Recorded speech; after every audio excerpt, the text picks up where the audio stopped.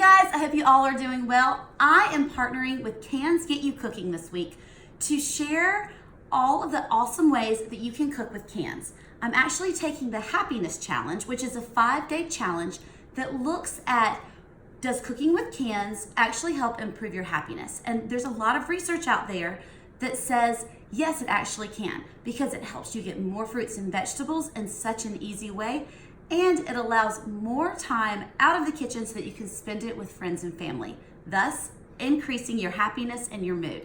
The research is really great, and I'll be sure to share some of the links with you guys, but I wanted to give you a heads up that all throughout the week, I will be sharing different meal ideas that start with cans. So keep an eye out. I will be showing all of this with you, and then I encourage you to take the challenge with me and see if in 5 days you can improve your happiness by just making some simple swaps in the kitchen, starting with a 5-day meal plan with recipes and a shopping list and a lot more time. So be on the lookout. If you have questions, be sure to ping me, and I'll certainly be sharing all types of recipes and links to those recipes throughout the course of the week. So I will keep you posted, and if you notice even more happiness in me, be sure to let me know.